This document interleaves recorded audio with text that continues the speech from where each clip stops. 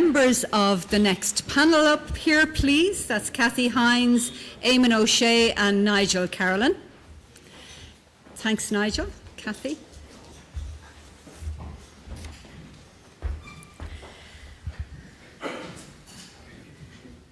That has sufficed perhaps as a little bit of an intro into this second session.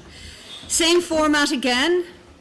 We're about to have a keynote speaker, which will be followed by a panel discussion. And on our panel for this second discussion, over to the left there, a man who will be paying a lot of attention to a match tonight between Galway and Kilkenny, because Eamonn O'Shea is, as I'm sure you all know, the manager of the Tipperary hurling team. But he's a professor here in the college as well. He's also somebody who's had a somewhat unusual hurling career, maybe in that he's played for 2 different counties, which isn't that common in Gaelic Games careers. And he's also a graduate of UCD, working now in NUIG. So all of that gives him a huge breadth of, I think, insight probably into the whole area of not just sport, but also university sport as well. We have Nigel Carolan, who we've heard some input about rugby already this morning. Nigel has played for Connacht. He is the director of the Connacht Rugby Academy, and he's also an assistant manager of the Ireland Under-20 team. We have Kathy back again. Kathy's already given us something of an introduction into what is happening here in NUIG, and a pretty robust defence of what's going on as well a couple of minutes ago from the floor. So thank you very much for that, Kathy. And finally, we have our keynote speaker. And Neasa Folan is a graduate of NUIG. She's also a recipient of a sports scholarship. Olive? Anyway, Neasa won her scholarship for rowing. She went to school in the Jazz, and when she went to NUIG, she rowed for the college very successfully. She then graduated, went to work in industry, but started coaching in the Jazz, and then got more and more involved and became a really successful coach, and eventually went into coaching full-time with Rowing Ireland, and was so successful that she actually transferred to Great Britain, where she got involved with their talent development and coaching system. And she has a master's in sports science now, and is working now as a sports scientist with the English Institute of Sport. So with all of that combined experience, she's going to talk to us now on the theme of sporting excellence, a catalyst for academic ambition. Ladies and gentlemen, Neasa Folan.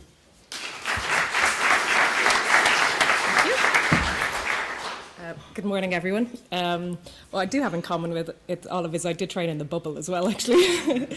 Good morning, President, university staff, alumni. My name is Neasa Folan. Actually, recently, now we're Russell, having got married just a few weeks back. Identity crisis, but it's fine. I'm obviously not a household name on this list of fairly impressive speakers. I certainly commend Sean and Colin and Carolan for pulling this forum together, because it's a really great opportunity, as we've seen, to probably show how passionate people are about sport in the university, sport in general in Galway as well, which is something that's really good. But while I haven't been so public with my career, I have been working professionally in sport for about the last 10 years, and I did get down to the serious business of having fun in sport when I started rowing in the Jazz just around the corner about 20 years ago.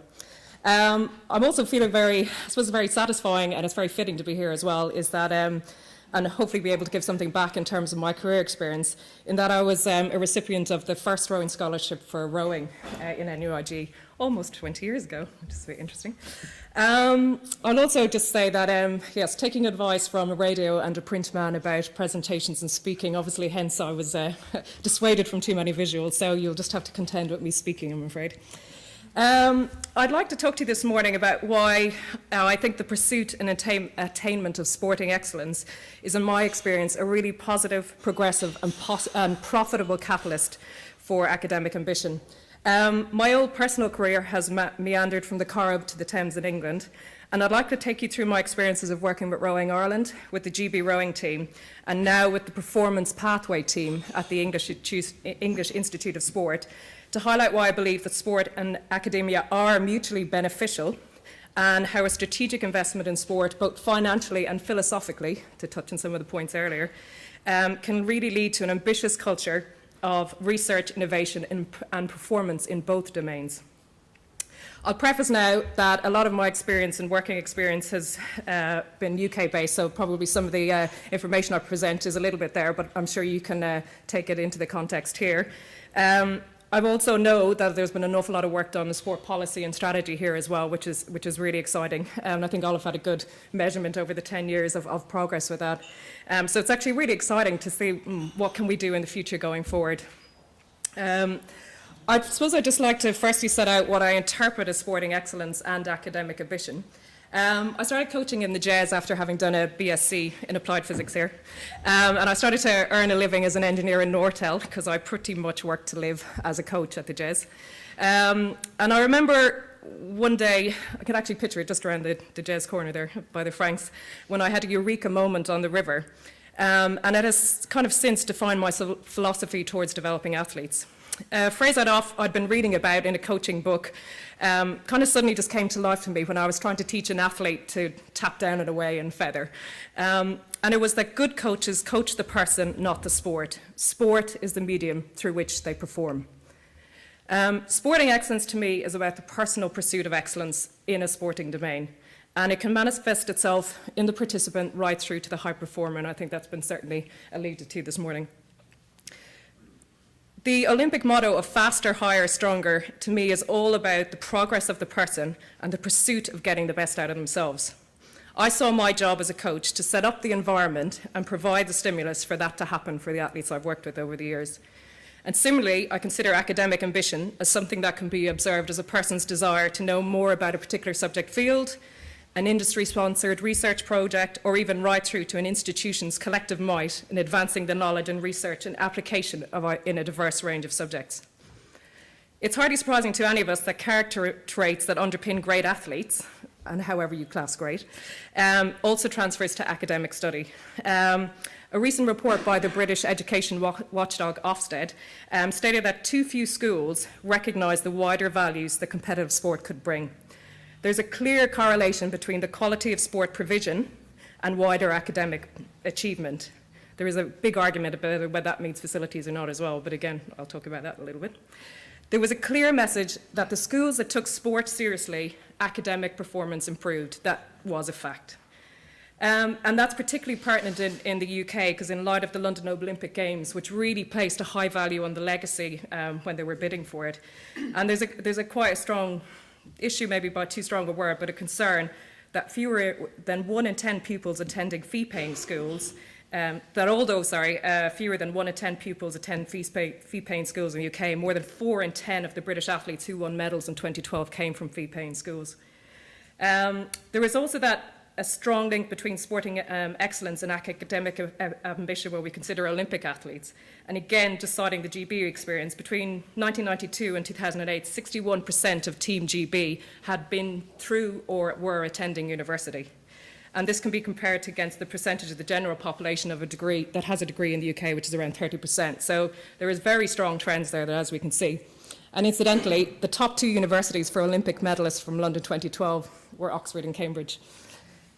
I've witnessed firsthand the impact of universities on enabling high-performance athletes to develop, and similarly, the impact of academics on providing insight into how athletes have got to where they are. So that research perspective is very strong.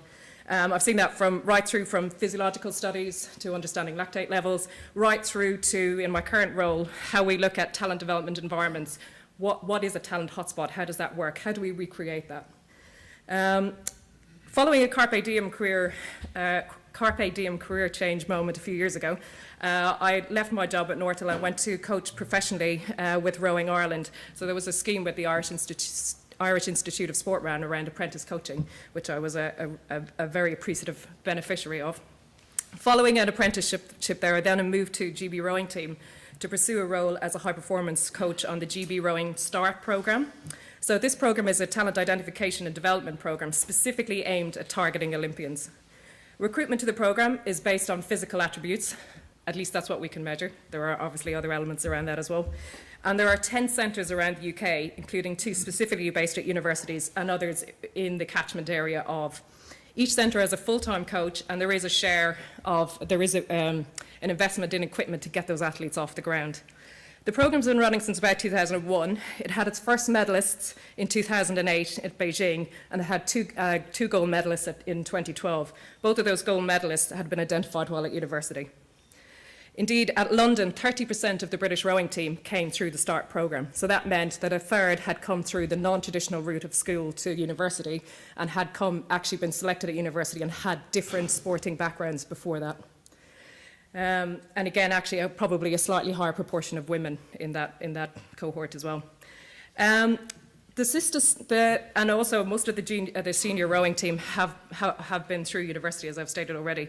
And this systemic support also works further back down the Olympic pathway through a thing called TAS, which is Talented Athlete Scholarship Scheme.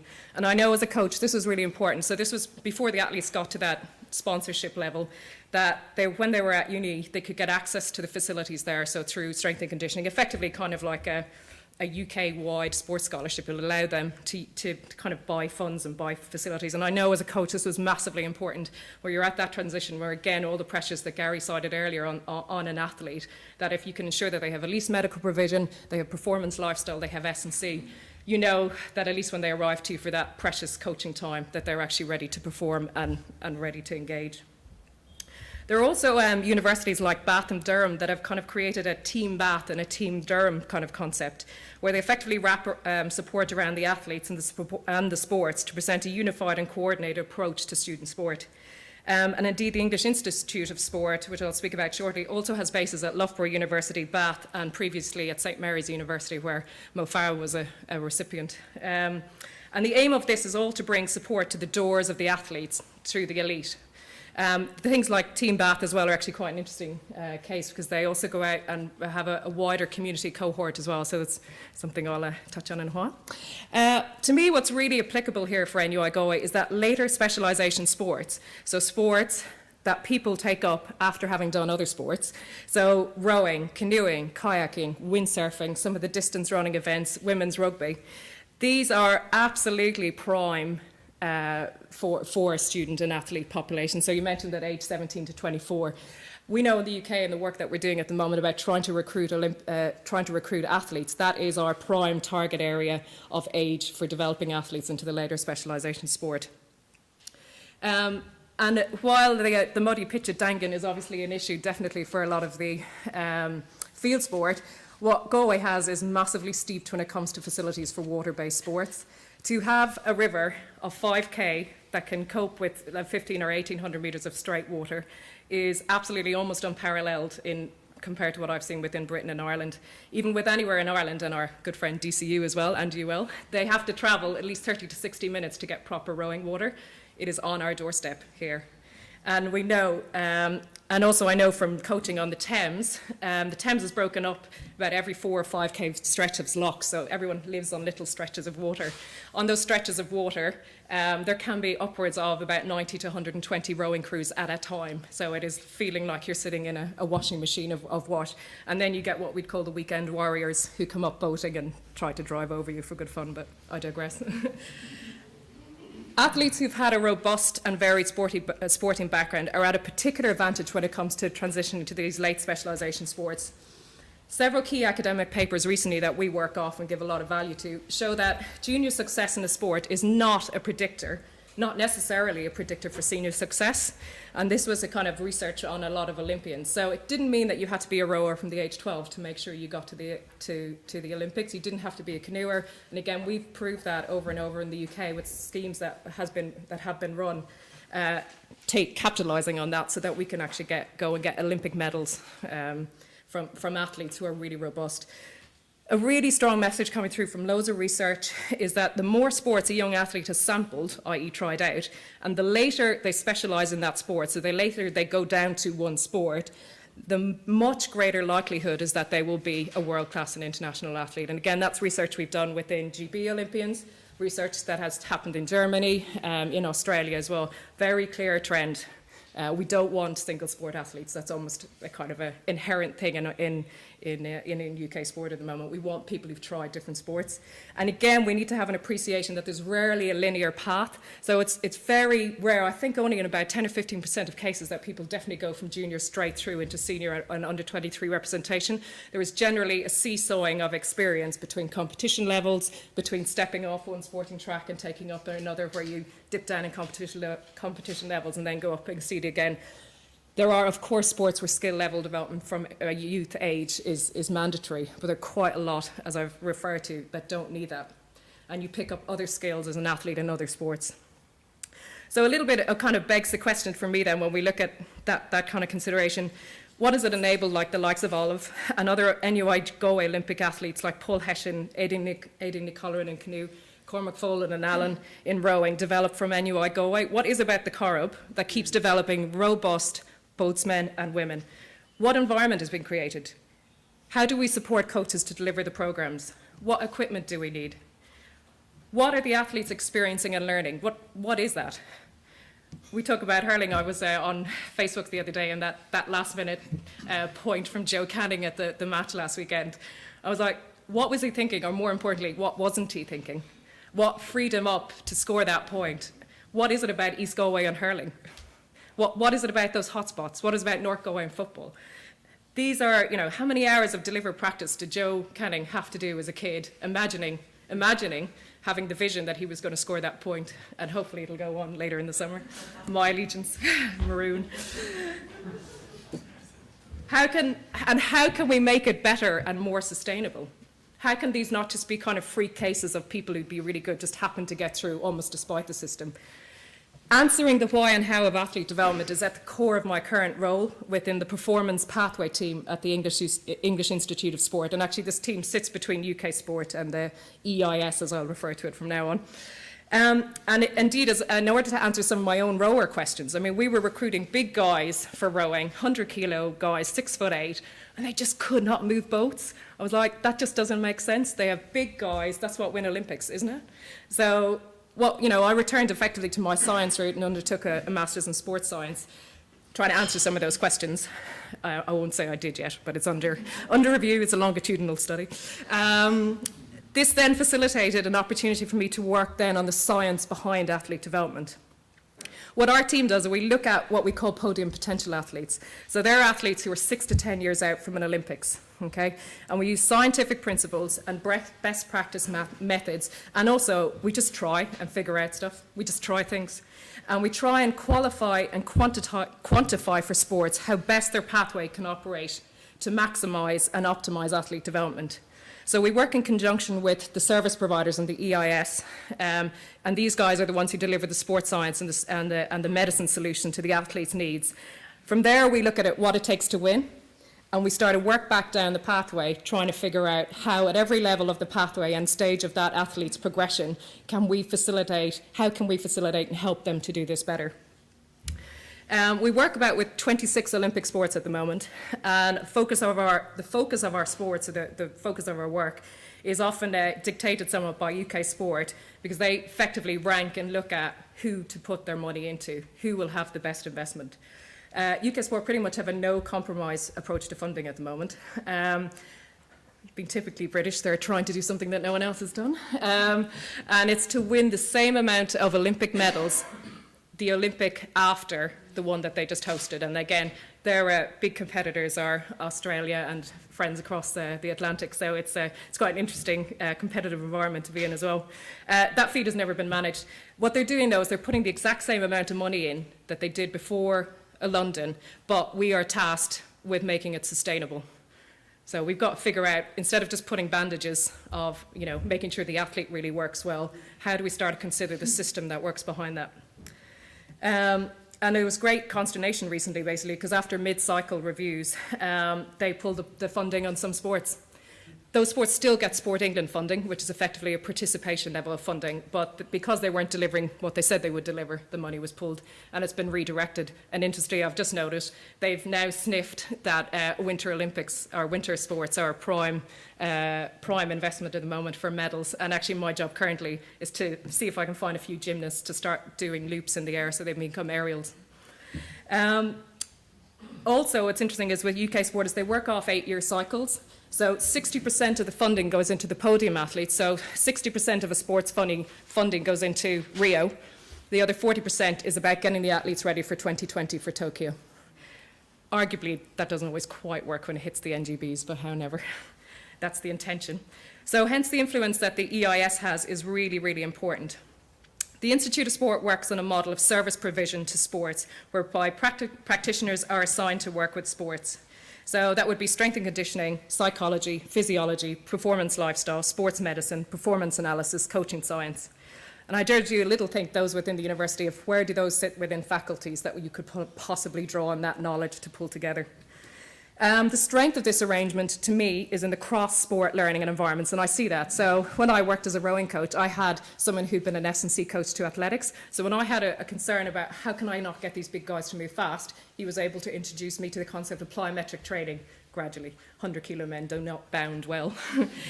But what it was the concept of sharing those ideas through the sports and through, again, the performance lifestyle and having access to that range of subjects, which really helped me as a coach. And one of my key observations around the success of the GB rowing team, yes, they have 25 million a cycle into them, but they also have a very long and sustained culture of coaching. They have a very clear vision about what they're trying to do. And they also pull in the EIS practitioners to really, and it kind of allows the EIS practitioners, there's a real mindset of just trying things to try to be trailblazing.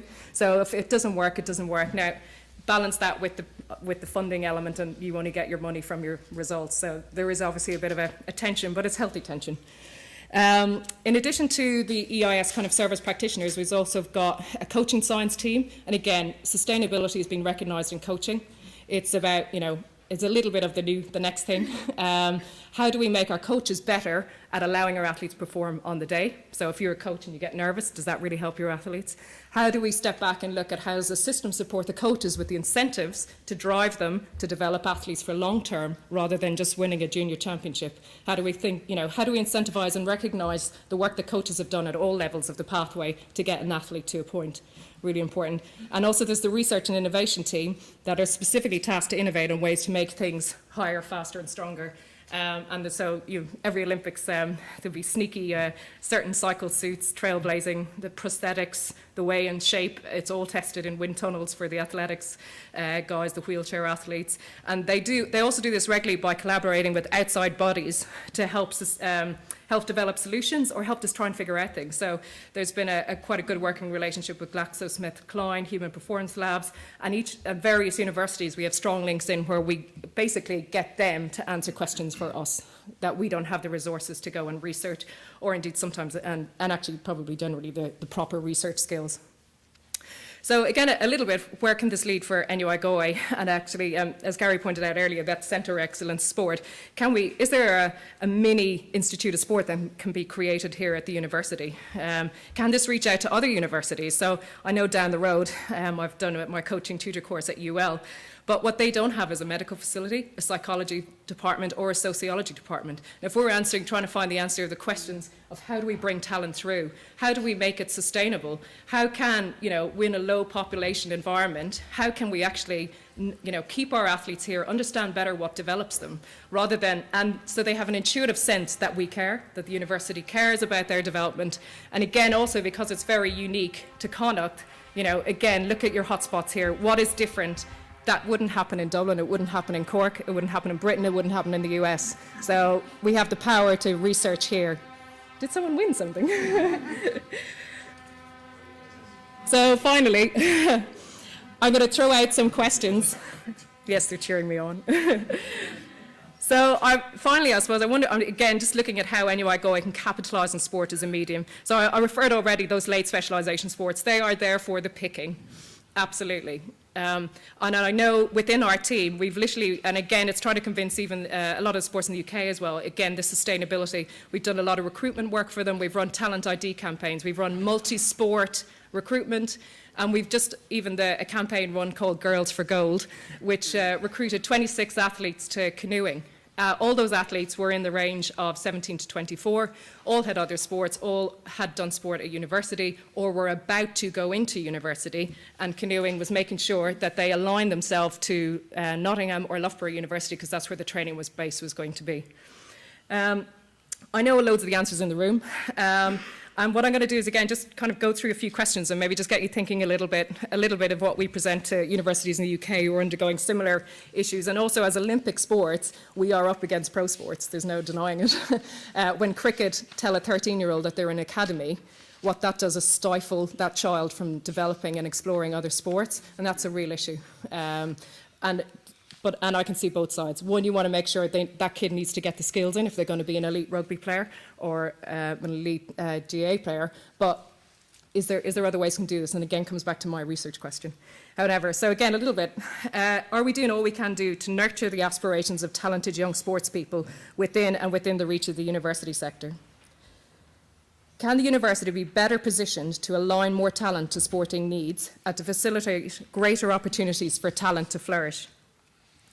Few ways that can be done. Can we tailor developmental opportunities to local schools and clubs? And I know, again, there's enough really strong sense that if you have young players play with older, more experienced players and phase in that experience, I think anyone who runs a team will know this, they learn so much more than a coach could ever tell them. And can we set that up between schools team and university teams? And again, what you've done is you've made that personal link. So if they know they're coming to NUIG next year and they really like that player who's in second or third year, that player's still going to be there when they come to uni. And again, it's breaking it down. It's people. Sport is a medium to perform. Can we target opportunities for multi-sport experience and talent transfer? So at the clubs and socks days, instead of what I used to do as captain of the rowing club, wandering around looking for tall people and going, would you like to row? Could we better get the sports to work together to create almost a kind of a physical testing routine? And actually I'm trying to set this up in the UK at the moment, where we have a generic set of tests. So for example, someone lasts really long on a bike, right, well, they're possibly endurance. Someone can jump really high, well, can they be can they be our second row in rugby? And again, it's not pinching sport athletes, it's giving them a new opportunity. And often, to be honest, it's the kids who don't make the rugby pitch or the first team in the GA, that's who we want actually in Olympic sports, and give them opportunities. And if it sounds like it's a longer term project to get NUIG back on footing with a lot of the other team sports, but actually can we be leading in Olympic sports? Can we act as an accredited talent assessment centre? So a little bit to my previous point, can we link in with the Irish Institute of Sport? There's great knowledge there. There's really good practitioners I've worked when I worked in Rowing Ireland as well. And, Ireland has many Olympic athletes and it has many Olympic level coaches. Can we pull in that knowledge a little bit better? Can we expand the outreach into the regional community and act as a beacon for emerging sporting talent? Back to my previous point about what was done with Girls for Gold, and again, questions about actually linking in, coach to coach, athlete to athlete. Can we apply targeted research activity and refine our understanding of athlete development and the journey to excellence? A lot of PhDs, NGB and universities co-fund PhDs. I know in rowing there's one at the moment about a feedback system within a boat so the athletes can determine their catch angle. That is important for those who don't care. A sailing PhD is analysing the development of young sailors, tracking their physical development. Cricket have employed psychologists, so performing under pressure. Arguably that is or isn't working with the England cricket team at the moment. And also by considering the funding model, it's not necessarily always about investing more, it's about coordinating. That's a big thing I've learned. Yes, GB and UK Sport have big budgets, but they have big populations and they have a lot of sports. But the ones to me that work, and again, I've been very privileged to be able to travel and experience, I've got to see Bob Bowman, who coached Michael Phelps in the North Baltimore Aquatic Centre. I've been around to loads of talent hospitals in the UK, been very fortunate to talk and listen to, experts in this field. And the thing that keeps coming over and over again is the culture. It's the aspiration and it's the vision. So, and also actually another point is I was in Henley Women's the other day and I saw Katie O'Brien from Tribesmen, who's a para-athlete. Again, can we exploit the positioning of the university to identify and develop more Paralympic talent? Again, massively untapped, I think. Again, all these things that can be done on our door within, slightly bigger than the LMX, but within this region. And again, those in the field feeding in and being positive and driving a vision is going to be as important. Can we create a Team Galway, a Team Connacht?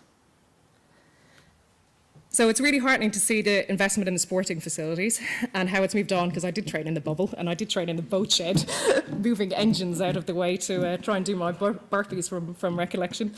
But as we know, underpinning a progressive sports culture is a commitment to facilities. But as Ollie pointed out earlier, it is also aspiring to be world class. We know in Galway we can do this in all other industries, and it's a little bit of putting our heads together and actively developing a sports commission or something like that to drive this forward.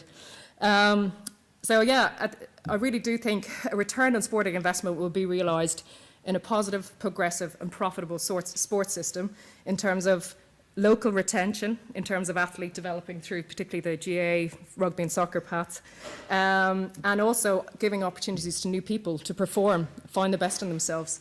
I think it can lead to a unified approach to sports-related research and be, again, profitable in terms of the return to the university in research, innovation, and again, marking it on the map as a university for sporting excellence.